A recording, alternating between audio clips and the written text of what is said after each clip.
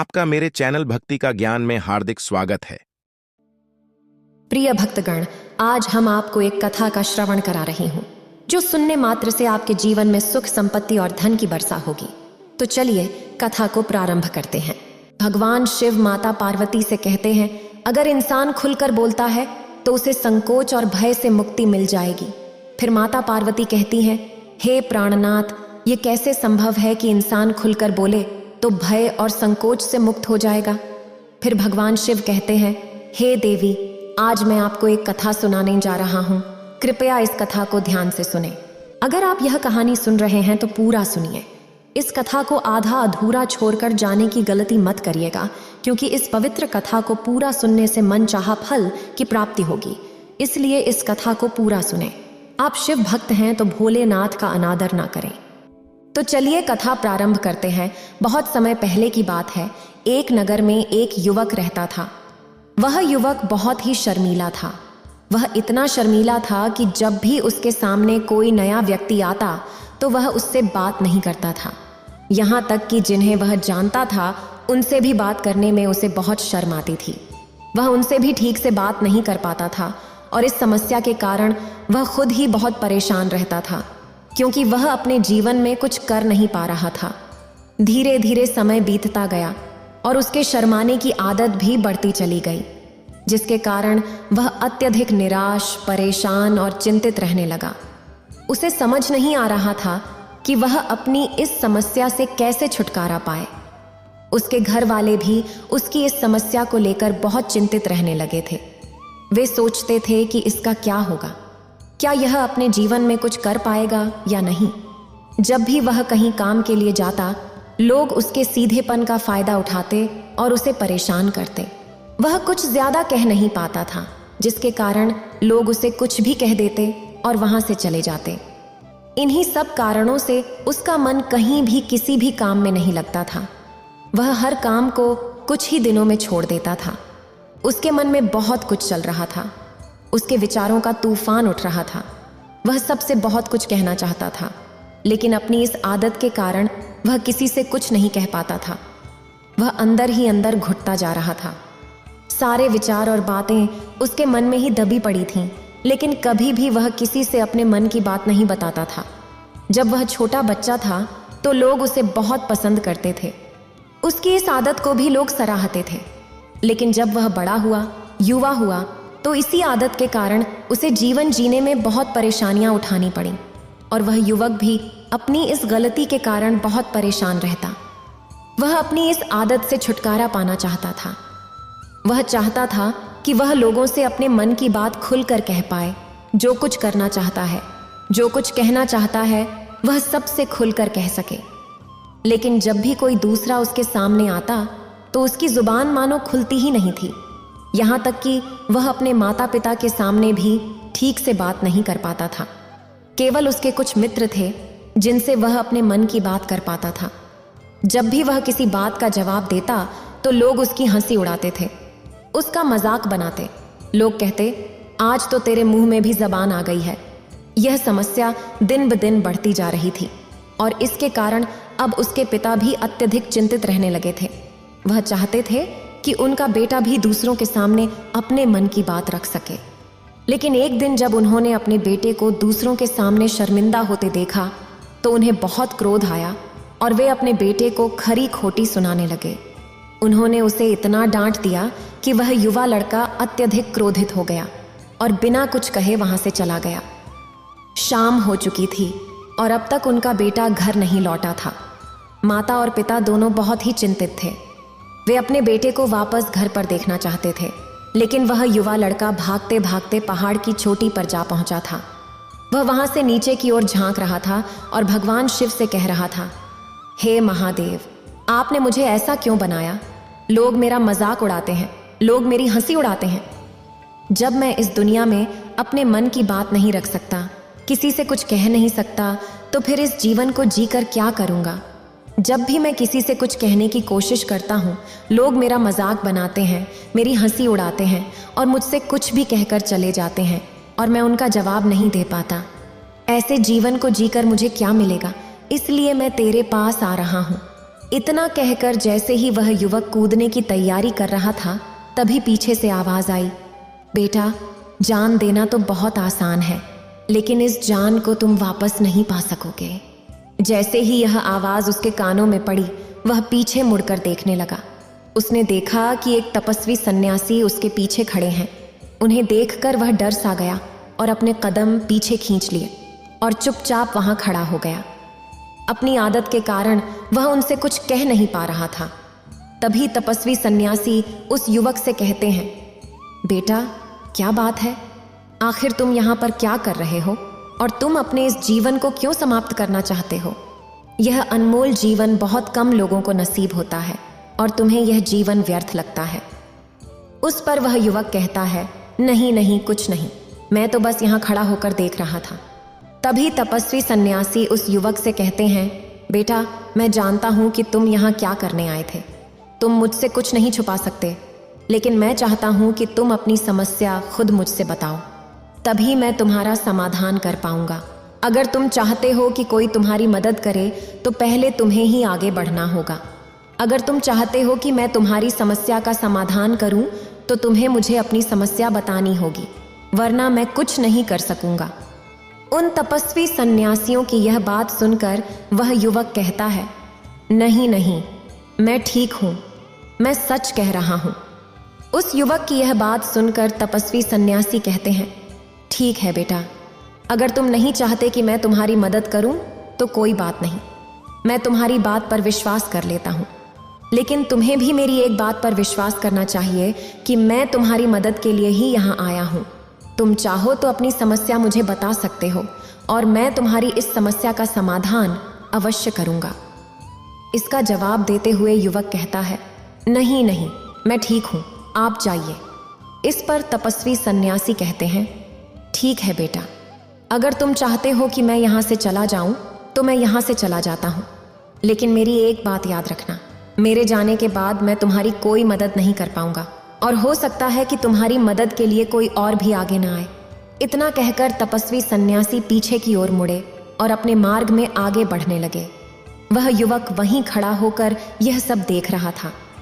जैसे ही वह कुछ दूर पहुंचे, उस युवक ने जोर से आवाज लगाई, गुरुदेव, मेरी समस्या बहुत बड़ी है, क्या आप उसका समाधान कर सकेंगे? क्या आप मुझे उसका समाधान दे सकेंगे? यह सुनकर तपस्वी सन्यासी वहीं रुक गए और पीछे मुड़कर बोले, बेटा, इस दुनिया में कोई भी ऐसी समस्या नहीं है जिसका कोई समाधान ना हो। यदि तुम मुझे अपनी समस्या बताओगे तो मैं उसका समाधान अवश्य करूंगा। तभी वह युवक अपनी समस्या बताते हुए कहता है, गुरुवर, मेरी एक बहुत बड़ी समस्या है कि मैं शर्मीला हूँ, जिसके कारण मैं किसी से कोई बात नहीं कर पाता। यहाँ तक कि मैं अपने मन की बात भी किसी को नहीं बता पाता। जब भी मैं किसी से बात करने की कोशिश करता हूँ तो लोग मेरा मजाक उड़ाते हैं, मेरी हंसी उड़ाते हैं। जब भी मुझे कोई खरी खोटी सुनाता है, उलटी सीधी बातें करता है, तो मैं उनका जवाब नहीं दे पाता। मैं लोगों की तरह चालाक बनना चाहता हूँ, लोगों की तरह बातों का जवाब देना चाहता हूँ, अपने मन की बात करना चाहता हूँ। मैं इस दुनिया के साथ कदम से कदम मिलाकर आगे बढ़ना चाहता हूँ। क्या इसका कोई समाधान है? तपस्वी सन्यासी ने उसकी सारी बातें ध्यानपूर्वक सुनी और फिर बोले, बेटा, जरूरत से ज्यादा शर्मीला होना यह दर्शाता है कि तुम्हारे अंदर कोई डर है जिसे तुम पहचान नहीं पा रहे हो, इसका समाधान करने में भी असमर्थ हो। शर्म करना अलग बात है और डरना अलग। जब हमारे भीतर डर होता है तब हम कहीं भी किसी से भी कोई भी बात नहीं कर सकते। हमें चारों तरफ केवल डर ही नजर आता है और हम हर जगह से डरते ही रहते हैं, लेकिन इसे शर्माना नहीं कहते। शर्म तो बस एक हद तक तुम्हें चुप रख सकता है। फिर तपस्वी सन्यासी ने पूछा, बेटा, तुम सबसे अधिक किससे शर्माते हो? युवक ने जवाब दिया, गुरुवर, मुझे अपने पिता से बात करने में बहुत शर्म आती है, मैं उनके सामने कुछ बोल ही नहीं पाता। तभी वह तपस्वी सन्यासी उस युवक से कहते हैं, अच्छा, तो ये बताओ, जब तुम अपने पिता से बात कर रहे होते हो या फिर बात करने का प्रयास करते हो तो तुम्हारे मन में कैसे ख्याल आते हैं? युवक इसका जवाब देते हुए कहता है, गुरुवर, जब भी मैं अपने पिता से बात करने का प्रयास करता हूं तो मुझे ऐसा लगता है कि मानो मेरे पिता अभी मुझे डांट देंगे। मुझ पर क्रोध करेंगे, मुझसे नाराज हो जाएंगे और कहीं ना कहीं मुझे ये भी लगता है कि मैं कुछ गलत बात ही करूँगा। यहाँ तक कि मेरे मन में ऐसे भी ख्याल आते हैं कि शायद मेरे पिता मुझसे प्यार ही नहीं करते। परंतु गुरुवर, आप कहते हैं कि शर्म अलग है और डरना अलग बात है। तो क्या कोई ऐसा उपाय है जिससे मुझे डर ही ना हो? क्या कोई ऐसा रास्ता है जिससे मेरे अंदर का यह डर पूरी तरह से समाप्त हो जाए? कृपा करके मुझे इस समस्या का समाधान बताइए। मुझे अपने इस डर से बाहर निकालना है। मुझे लोगों की तरह अपने इस जीवन को खुलकर जीना है। उस युवक की यह सारी बातें सुनकर तपस्वी सन्यासी ने उससे कहा, जाओ और अपने पिता से कहो कि मुझे कुछ काम करना है और इसके लिए मुझे आपसे कुछ धन चाहिए। अगर तुम उनसे धन मांगने में सफल हो गए तो मैं तुम्हारी समस्या का समाधान जरूर बताऊंगा। यह सुनकर युवक घबरा गया और बोला, हे गुरुवर, मुझे यह कार्य न दीजिए। मैं उनसे कुछ नहीं कह पाता। उनके सामने तो मेरी बोलती तक बंद हो जाती है। मैं उनसे धन कैसे मांगूंगा? तपस्वी सन्यासी ने कहा, तब तो तुम्हारी समस्या का कोई समाधान नहीं है और न ही तुम कभी अपने जीवन को खुलकर जी पाओगे। यह सुनकर युवक ने कहा, गुरुवर, ऐसा न कहें। कृपया मुझे कोई और कार्य बताइए जिससे मेरे अंदर का डर पूरी तरह समाप्त हो जाए। तपस्वी सन्यासी ने जवाब दिया, बेटा, अगर तुम्हें अपने अंदर के डर को समाप्त करना है तो पहले तुम्हें मेरा यह कार्य करना होगा जो मैंने तुम्हें कहा है। युवक ने घबराकर काफी देर सोचने के बाद कहा, ठीक है, अगर आप चाहते हैं कि मैं यह कार्य करूं तो मैं इसे करने का पूरा प्रयास करूंगा। इतना कहकर वह युवक अपने घर लौट गया। उसे देखकर उसके माता पिता बहुत खुश हो गए और वह युवक अपने पिता से डरते डरते कहता है, पिताजी, मुझे आपसे कुछ बात कहनी है। इस पर उसके पिता कहते हैं, बोलो, क्या बात है? युवक आगे कहता है, पिताजी, मैं कुछ काम करना चाहता हूं और उसके लिए मुझे आपसे कुछ धन चाहिए। क्या आप मुझे कुछ धन दे सकते हैं? इतना सुनकर उस युवक के पिता ने उसकी ओर ध्यान से देखा।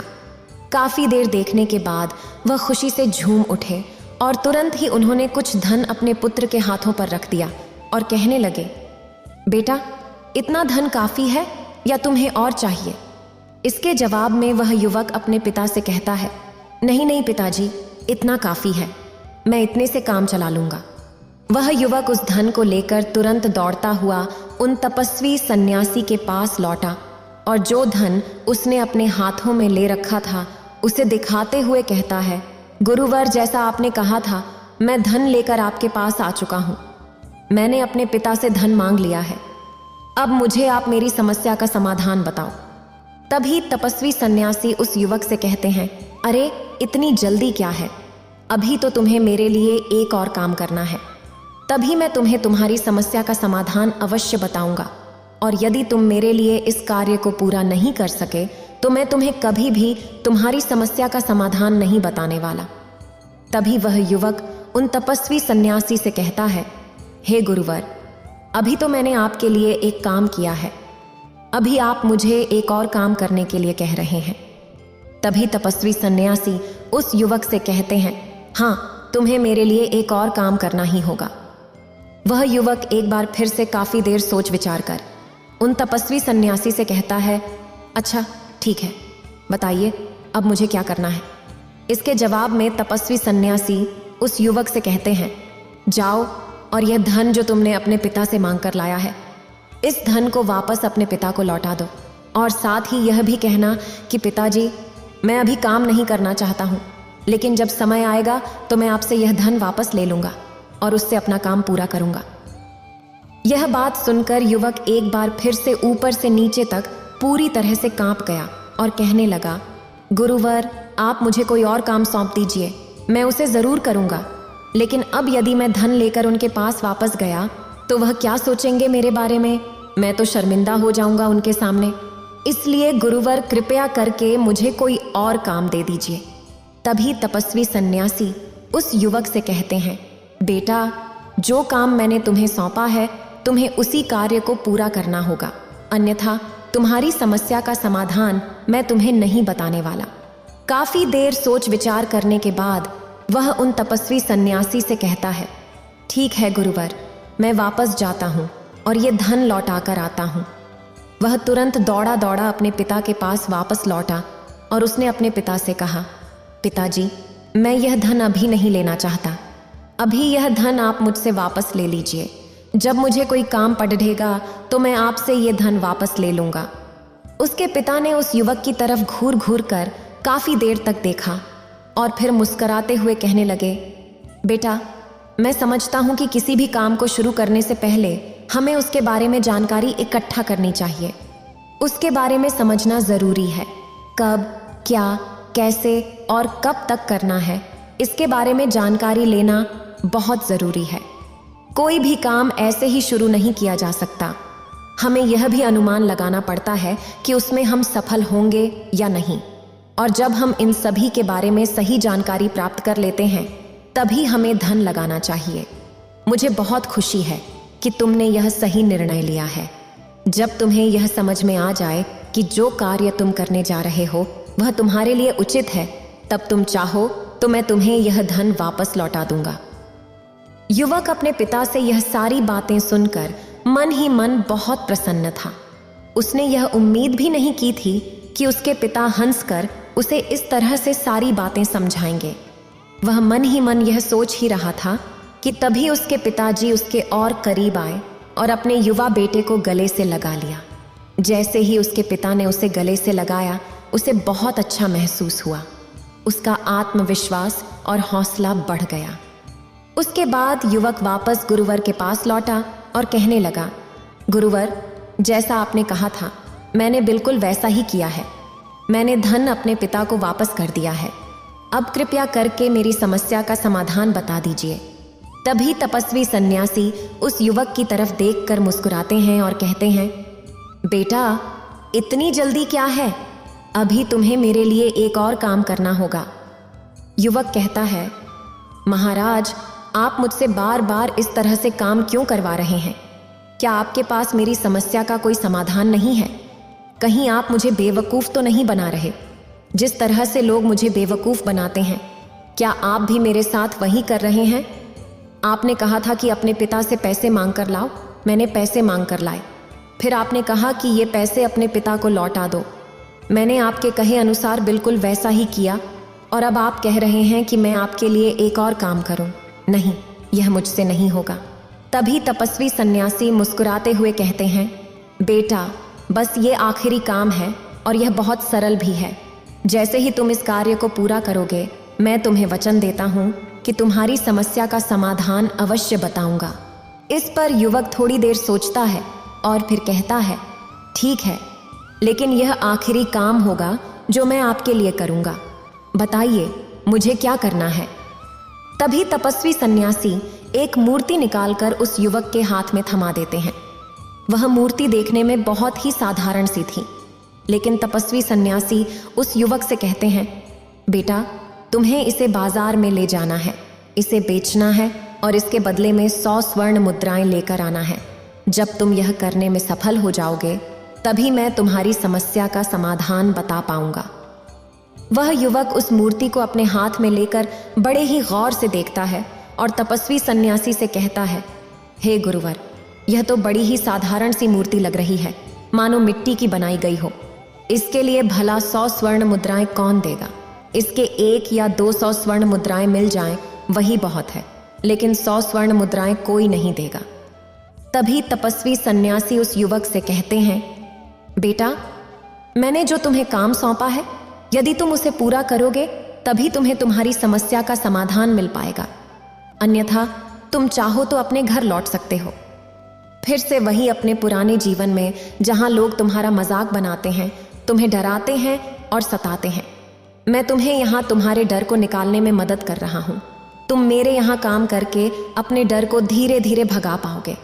मेरे इस काम को पूरा करो, तुम्हें सब समझ आ जाएगा।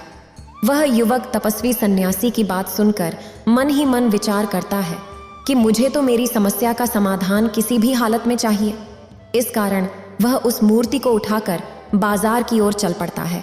बाजार पहुंचकर वह एक जगह चुपचाप उस मूर्ति को लेकर खड़ा हो जाता है और इंतजार करने लगता है कि कोई आएगा और उससे उस मूर्ति के बारे में पूछेगा। तब वह उस मूर्ति के लिए 100 स्वर्ण मुद्राएं की मांग करेगा। देखते ही देखते काफी समय बीत गया, लेकिन अभी तक उसके पास कोई भी व्यक्ति नहीं आया था। उसने आसपास देखा तो लोग चिल्ला चिल्ला कर अपने सामान को बेच रहे थे, जोर जोर से आवाज लगा रहे थे। उसने भी सोचा कि यदि मुझे अपनी इस मूर्ति को बेचना है तो मुझे भी जोर जोर से आवाज लगानी होगी। उस युवक ने चिल्लाना शुरू किया, लेकिन वह इतनी जोर से नहीं चिल्ला रहा था कि उसकी आवाज खुद उसे सुनाई दे। तो भला उसकी आवाज को दूसरे कैसे सुनते, जिस कारण उसे कोई भी व्यक्ति खरीदने के लिए तैयार नहीं था। धीरे धीरे शाम का समय हो चुका था और उस व्यक्ति को यह डर था कि कहीं वह तपस्वी सन्यासी वहां से चला न जाए, अन्यथा उसकी समस्या का समाधान कौन देगा। यह सोचकर उसने जोर जोर से आवाज लगानी शुरू की, 100 स्वर्ण मुद्राएं में यह मूर्ति ले लो। उसकी आवाज सुनकर लोग उसके पास आने लगे और उससे सवाल करने लगे, इस मूर्ति में ऐसा क्या है जो तुम इसके लिए 100 स्वर्ण मुद्राएं की मांग कर रहे हो? इसके अंदर ऐसा कुछ तो खास होगा ही। युवक काफी देर सोच विचार कर कहता है, नहीं नहीं, मुझे कुछ नहीं पता, मैं तो बस यह मूर्ति यहां पर बेचने आया हूं। तभी उनमें से एक युवक कहता है, अगर ऐसी बात है तो इस मूर्ति को कोई नहीं खरीदने वाला। आखिर इस मूर्ति में ऐसा क्या खास है जिसके लिए तुम 100 स्वर्ण मुद्राएं की मांग कर रहे हो? यह तो तुम्हें बताना ही पड़ेगा। धीरे धीरे कई लोग उसके पास आए और सभी ने बस एक ही सवाल किया, आखिर इस मूर्ति में ऐसा क्या खास है, ऐसी क्या बात है जिसके लिए तुम 100 स्वर्ण मुद्राएं की मांग कर रहे हो? उस युवक ने उनसे बातचीत की, उन्हें समझाने की कोशिश की, कई प्रयत्न किए, लेकिन कोई भी मूर्ति को 100 स्वर्ण मुद्राएं देकर खरीदने के लिए तैयार नहीं था। वह निराश हो गया, उसे कुछ समझ नहीं आ रहा था कि वह क्या करे। तभी बाजार में उसने देखा कि कुछ लोग अपने सामानों की खासियत बता रहे हैं और उसे बेचने के लिए उसकी विशेषताओं के बारे में लोगों को समझा रहे हैं। यह देखकर उसने भी सोचा कि मुझे भी इस मूर्ति की कुछ खासियत लोगों को बतानी है। उसने फिर एक बार जोर जोर से आवाज लगानी शुरू की, हर समस्या का समाधान निकालने वाली मेरी गुरु की इकलौती मूर्ति, जो इस दुनिया में केवल एक ही है, जिसके पास भी यह मूर्ति होगी उसके घर में कोई समस्या नहीं होगी। यह मूर्ति उस समस्या का समाधान तुम्हें अवश्य बताएगी। यह सुनकर लोग उसके पास पहुंचने लगे और उससे यह सवाल करने लगे, क्या सच में यह मूर्ति जिसके पास होगी उसके पास कोई समस्या नहीं होगी? क्या सच में यह सभी समस्याओं का समाधान करती है? युवक ने जवाब दिया, हाँ, यह मूर्ति सभी समस्याओं का समाधान कर देती है। अगर आप इसे अपने घर ले जाते हैं तो कोई भी समस्या हो, कैसी भी परिस्थिति हो, इसका समाधान आपको जरूर मिलेगा। यह सुनने के बाद सभी को वही एक मूर्ति चाहिए थी। लोग मूर्ति के दाम लगाने लगे, कोई 200 स्वर्ण मुद्राएं, कोई 400, कोई 600, तो कोई 1000 स्वर्ण मुद्राएं देने के लिए तैयार था। मूर्ति की कीमत लगातार बढ़ती जा रही थी। जैसे जैसे लोगों को पता चलता गया कि यह मूर्ति समस्याओं का समाधान करती है, वे इसे किसी भी कीमत पर खरीदने के लिए तैयार हो गए। अब युवक भी आत्मविश्वास के साथ और जोर से चिल्ला रहा था, लोगों को मूर्ति के बारे में समझा रहा था। अब उसके मन में कोई डर नहीं था। वह आत्मविश्वास के साथ बिना घबराए मूर्ति की खासियत बताने में लगा हुआ था, जिससे लोग उस पर भरोसा कर रहे थे और यह भरोसा उनकी नजरों में साफ दिख रहा था। जैसे जैसे अंधेरा होता गया, लोगों की भीड़ कम होने का नाम ही नहीं ले रही थी। लोग उस मूर्ति को खरीदना चाहते थे। युवक ने जोर से आवाज लगाई, मुझे क्षमा करें, यह मेरे गुरु की मूर्ति है और मैं इसे बेचना नहीं चाहता। इतना कहकर वह युवक मूर्ति को लेकर वापस खाली हाथ लौट आया और अपने गुरु के पास पहुंचकर कहने लगा, हे गुरुदेव, आपका बहुत बहुत धन्यवाद। इस मूर्ति ने मेरी समस्या का समाधान कर दिया। मुझे समझ में आ गया कि मेरी क्या समस्या थी। हालांकि मैं इसे बेचकर 100 स्वर्ण मुद्राएं तो आपके लिए नहीं ला पाया, लेकिन मुझे मेरी समस्या का समाधान अवश्य मिल गया। आपका बहुत बहुत धन्यवाद। यह सुनकर तपस्वी सन्यासी उस युवक से कहते हैं, बेटा, मैंने तुम्हारी समस्या का समाधान नहीं किया है, तुमने खुद ही अपनी समस्या का समाधान किया। अपनी समस्या तुमने खुद ही सुलझा ली है। तुम्हारे मन में हजारों सवाल थे, जैसे कि मैं ये करूँगा तो लोग मेरे बारे में क्या सोचेंगे। यदि मैं अपना मुंह खोलूँगा तो लोग मुझ पर हंसेंगे। यदि मैंने मुंह खोला तो मैं कुछ गलत ही करूँगा। ऐसे कई सारे विचार तुम्हारे मन में थे। तुमने अपने मन में कई सारे डर पाल रखे थे। लेकिन जब इस मूर्ति को बेचने के दौरान तुमने उन हजारों लोगों का सामना किया, उनके सामने खुलकर अपनी बात रखी और वह कहा जो तुम्हें कहना था, तो तुम्हारे मन का डर खुद ही समाप्त हो गया। जिसे तुम शर्माना कहते थे वह अपने आप ही तुम्हारे भीतर से कहीं गायब हो गया। युवक अपने गुरु की यह बात सुनकर कहता है, गुरुवर, आप सही कहते हैं। आपने आज मेरे मन में वह विश्वास जगा दिया है जिससे मैं अब अपने जीवन में कुछ भी हासिल कर सकता हूँ। आपका बहुत बहुत धन्यवाद। डर को धीरे धीरे खत्म करने से न तो आपको शर्म आएगी और न ही डर लगेगा। जब आपका भीतर का डर हमेशा के लिए समाप्त हो जाएगा तो आप अपने जीवन में जो भी करना चाहते हैं, जो भी पाना चाहते हैं, उसका रास्ता आपके लिए पूरी तरह से साफ हो जाएगा। आप अपने मार्ग पर तेजी से आगे बढ़ने में सक्षम हो जाएंगे। इसलिए लोग क्या कहते हैं या क्या कहेंगे, यह सब छोड़ दीजिए और खुद पर विश्वास कीजिए, क्योंकि आप ही हैं जो अपने इस डर का सामना कर सकते हैं। फिर तपस्वी सन्यासी कहते हैं, आज तुमको एक कहानी सुनाता हूँ। प्राचीन समय की बात है। भारत में एक बहुत ही प्रसिद्ध संत महात्मा रहते थे। उनका नाम बुद्ध था। बुद्ध अकेले रहते थे, दुनिया के शोर शराबे से दूर जंगल में रहते थे और वे बड़े ही ध्यानी और प्रभु भक्त व्यक्ति थे। इसलिए वे पूरे भारत में बहुत प्रसिद्ध थे। एक दिन एक राजकुमार बुद्ध के पास आया और बोला, हे बुद्ध, मैं हमेशा थका हुआ, निराश और परेशान महसूस करता हूँ। मेरा मन बहुत परेशान रहता है। हालांकि मेरे पास सब कुछ है, दौलत, शोहरत, सुख सुविधा जो हर व्यक्ति चाहता है या पाने की इच्छा करता है, लेकिन फिर भी मेरे अंदर इतनी अशांति और चिंता क्यों है। बुद्ध ने उसकी बात बहुत ध्यानपूर्वक सुनी और कुछ सोचने के बाद कहा, तुम इस प्रश्न का उत्तर जानते हो, तुमने कभी इस प्रश्न को हल करने की कोशिश नहीं की है। फिर बुद्ध ने आगे कहा, मैं एक अध्ययन करना चाहता हूँ, क्या तुम मेरा साथ दोगे? इस अध्ययन के बाद तुम्हारे जीवन में किसी भी तरह की अशांति और चिंता नहीं रहेगी। यह बातें सुनकर राजकुमार बहुत हैरान था। उसने बुद्ध से कहा, बताइए मुझे क्या करना होगा?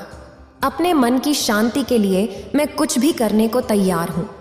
राजकुमार की इन बातों को सुनकर बुद्ध ने कहा, तो फिर आप अगले 15 दिनों के लिए मेरे आश्रम में रहेंगे और एक सामान्य व्यक्ति की तरह अपना जीवन व्यतीत करेंगे। इन 15 दिनों में आप जितना हो सके कम बोलेंगे और अकेले और चुपचाप रहेंगे। राजकुमार उस बुद्ध की बातें सुनकर सहमत हो गया। पहले दिन राजकुमार को लगा कि उसका मन सामान्य से अधिक परेशान और विचलित है। उसके मन में तरह तरह के विचार आ रहे थे और वह आम लोगों की तरह जीवन जीने में असहज महसूस कर रहा था। उसे अंदर से बोलने की इच्छा हो रही थी, लेकिन वह चुपचाप रहा। उसके मुंह से एक भी शब्द नहीं निकला, बस मन मार कर चुपचाप बैठा रहा। लेकिन रात होते होते उसके अंदर ही अंदर शांति का अनुभव होने लगा। उसके लिए यह अनुभव अजीब था।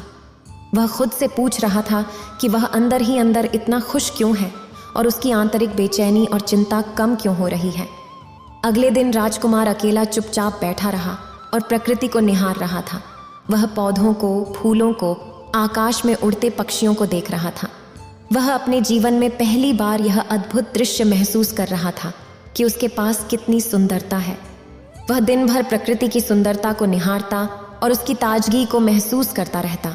इसी तरह एक सप्ताह बीत गए और उसके मन की सारी बेचैनी, हलचल, उथल पुथल और तनाव गायब हो गया। अगले दिन की सुबह राजकुमार फिर एकांत में बैठ गया और कुछ ही मिनटों में उसकी आंखें अपने आप बंद हो गईं और वह गहरे ध्यान में चला गया। वह पूरे दिन वहीं पर आंखें बंद करके बैठा रहा और गहरे ध्यान में डूबा रहा। न कोई शब्द, न कोई चिंता। राजकुमार भीतर से असीम शांति और आनंद से भर गया। राजकुमार ने अपने बाकी के 7 दिन भी इसी तरह ध्यान में बिताए। 15 दिन बाद वह बुद्ध के सामने प्रस्तुत हुआ और उन्हें प्रणाम करके बोला, बुद्ध, मुझे उत्तर मिल गया कि मेरे मन में इतनी उथल पुथल और चिंता क्यों थी। मैं जान गया कि मेरा मन इतना अशांत और विचलित क्यों था। बुद्ध मुस्कुराते हुए बोले, बताओ क्या? राजकुमार ने उत्तर दिया, मैं आवश्यकता से अधिक बातें करता था। मैं किसी पर भी अपने शब्द और ऊर्जा व्यर्थ करता था। मैं दिन भर अपने दोस्तों से बेकार की बातें करता रहता और फिर उन्हीं के बारे में अकेले में सोचता रहता। ज्यादातर समय नकारात्मक ही सोचता था। इस तरह मैं बस अपना समय बर्बाद कर रहा था। ज्यादा बोलने और नकारात्मक सोचने की वजह से मेरा मन अशांत और बेचैन हो रहा था और इसी कारण मैं किसी भी काम को ठीक से नहीं कर पा रहा था। इससे मैं हर काम में असफल होने लगा और लगातार मिलती असफलताओं की वजह से और भी उदास और चिड़चिड़ा हो गया था। इन सब चीज़ों की वजह से मेरा जीवन नष्ट हो रहा था। लेकिन यहाँ पर बीते हुए 15 दिन मेरे लिए पूरी तरह से अलग थे। मुझे कुछ अलग ही एहसास हो रहा था। मुझे ऐसा लग रहा था कि मैं पूरी तरह से अपनी जिंदगी जी रहा हूँ, लेकिन इससे पहले मैं अपना जीवन गलत तरीके से जी रहा था। मैंने यह भी सीखा कि हमें सिर्फ ध्यान करने की ज़रूरत नहीं है। ध्यान अपने आप होता है जब हम शांत और मौन होते हैं। ध्यान के पिछले कुछ दिनों के दौरान मैंने जो पहली चीज़ सीखी वो यह है कि मनुष्य के जीवन की सबसे महत्वपूर्ण चीज़ स्वयं को जानना ही है। ये सुनकर बुद्ध ने कहा, सिर्फ तुम ही नहीं, दुनिया में ज्यादातर लोग जरूरत से ज्यादा बोलते हैं। आज भी लोग ज्यादातर समय केवल एक दूसरे को नीचा दिखाने के लिए ही बोलते हैं। कुछ लोग न चाहते हुए भी बातें करते हैं और अपना जीवन बर्बाद कर लेते हैं। बुद्ध ने राजकुमार को चुप रहने का महत्व समझाते हुए कहा।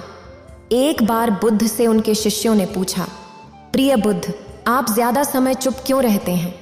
बुद्ध ने कहा, क्योंकि चुप रहने से व्यक्ति अंदर से आनंद और शांति की गहराइयों में होता है। मौन अपने भीतर की ओर उतरने की पहली सीढ़ी है। मौन के बिना स्वयं को जानना असंभव है। स्वयं को जानने और समझने का पहला नियम है कि मौन हो जाओ। उतना ही बोलो जितना अत्यंत आवश्यक हो। बेफिजूल की बातें करना छोड़ दो। तुम अचानक पाओगे कि 90% से भी ज्यादा लोग व्यर्थ ही ज्यादा बोलकर अपना समय बर्बाद कर रहे हैं। न बोलने का कोई भी नुकसान नहीं है, लेकिन यदि आप ज्यादा बोलते हैं तो आप अत्यधिक गलती कर देते हैं। अगर व्यक्ति कम बोलना शुरू कर दे तो दुनिया की 90% मुसीबतें कम हो जाएंगी, झगड़े फसाद कम हो जाएंगे, उपद्रव कम हो जाएंगे। अगर लोग चुप रहना सीख लें तो संसार की बहुत सारी समस्याएं हल हो जाएंगी। बहुत सारा उपद्रव सिर्फ बोलने से पैदा होता है। सारी बात मौन सीखने की है। जब तुम नहीं बोलते तब तुम एकांत में अकेले हो जाते हो। भीड़ भाड़ वाले बाजार में खड़े होकर भी नहीं बोलते। हिमालय के शिखर पर पहुंच गए। जिसने मौन की कला जान ली वह भीड़ में भी अकेले होने की कला जान लेता है। एकांत में तो आदमी स्वर्ग में है, दूसरे की उपस्थिति ही बेचैनी पैदा करती है। पहले तुम्हें चुप रहने की शक्ति को धारण करना होगा। इससे तुम अधिकतर ऊर्जा को बचा लोगे और फिर उस स्थिति में पहुंच जाओगे कि तुम कभी भी ज्यादा नहीं बोल पाओगे। अगर तुम कहीं जा रहे हो और परेशान हो जाओ तो ऐसे में उचित है कि आंखें बंद कर लो और अपने में खो जाओ। वहां से तुम्हें ताजगी महसूस होगी, क्योंकि तुम्हारे अंदर ही जीवन का वह स्रोत छिपा हुआ है, वह किसी और में नहीं है।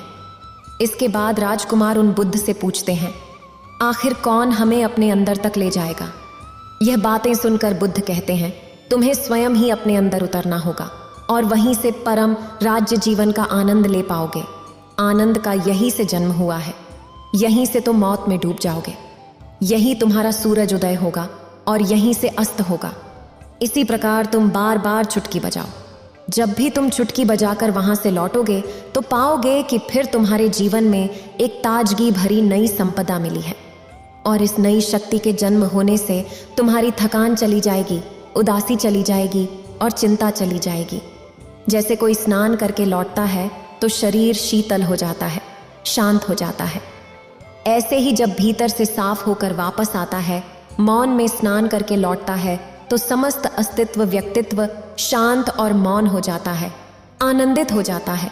जब तुम आंतरिक मौन की उस पराकाष्ठा पर पहुंच जाओगे तब तुम पाओगे कि बोलने से भी तुम्हारा मौन खंडित नहीं होता, वह बना ही रहता है। उसकी एक अंतर्धारा लगातार तुम्हारे भीतर बहती रहती है। तुम बोलते हो, शब्दों का उपयोग भी करते हो, लेकिन वह तुम्हारे मन को खंडित नहीं कर पाती। एक बार गहरे मन में स्थिर हो जाओ, फिर तुम्हारी वाणी में भी मिठास आ जाएगी। तुम्हारा बोलना संगीतपूर्ण होगा, तुम्हारा बोलना सत्य होगा। जब तुम बोलोगे तो दूसरों पर भी शीतलता छा जाएगी। जैसे ही तुम अंदर से चुप होते हो, तुम इतने शक्तिशाली हो जाते हो कि समाज की निर्भरता छोड़ने लगते हो और तुम्हारे जीवन में एक मस्ती आती है जो केवल दीवानों के जीवन में होती है। तुम्हारे चेहरे पर एक नई रौनक आ जाती है, तुम्हारी आंखें किसी अमृत के समान हो जाती हैं और तुम अनंत शांति के समुद्र में डूबने लगते हो। इतना कहकर बुद्ध ने अपनी बात खत्म की और वे मौन में चले गए। राजकुमार उनका धन्यवाद करके अपने महल में चला गया। फिर भगवान शिव कहते हैं, प्रत्येक व्यक्ति ने भी अनुभव किया होगा कि बहुत ज्यादा बात करने से दिमाग अशांत हो जाता है, जिससे हम अपने दिमाग पर नियंत्रण खो देते हैं और साथ ही अपना ध्यान भी खो देते हैं। जो लोग बहुत ज्यादा बोलते हैं उनके पास किसी एक काम पर ध्यान केंद्रित करने की काबिलियत नहीं होती। वे अपने किसी भी लक्ष्य पर पूरी तरह से ध्यान केंद्रित नहीं कर पाते। अगर व्यक्ति का दिमाग एक जगह केंद्रित नहीं है तो हम जीवन की सच्चाई नहीं समझ पाते और न ही मनचाही सफलता हासिल कर पाते हैं। इसके अलावा देखा होगा कि जो लोग अधिक बोलते हैं वे अक्सर लोगों के बीच हंसी का पात्र बन जाते हैं। जो लोग कम बोलते हैं और अपनी बात पर कायम रहते हैं उन्हें लोगों से सम्मान मिलता है। लोग उनकी बातों को सुनते हैं और उन पर भरोसा भी करते हैं। जो लोग ज़रूरत से अधिक बोलते हैं और अपने विचारों के बारे में पक्के नहीं होते, उनका दिमाग स्थिर और विचलित रहता है, शोर से भरा रहता है। एक अशांत दिमाग वाला व्यक्ति जीवन में किसी भी चीज़ में सफल नहीं हो पाता, क्योंकि वह किसी भी काम में फोकस नहीं कर पाता। यदि किसी व्यक्ति को यह पता है कि उसे कब, कहाँ और क्या बोलना है, तो वह व्यक्ति सच में बहुत बुद्धिमान है। ऐसा व्यक्ति जहाँ भी जाता है उसका व्यक्तित्व आकर्षण का केंद्र बन जाता है और वह जो कुछ भी करता है उसमें बहुत शक्ति होती है। इतना कहकर भगवान शिव इस कथा को समाप्त करते हैं। अगर आपको ये वीडियो अच्छी लगी हो तो लाइक करें और शेयर करें और मेरे चैनल भक्ति का ज्ञान को सब्सक्राइब करें। आपका धन्यवाद।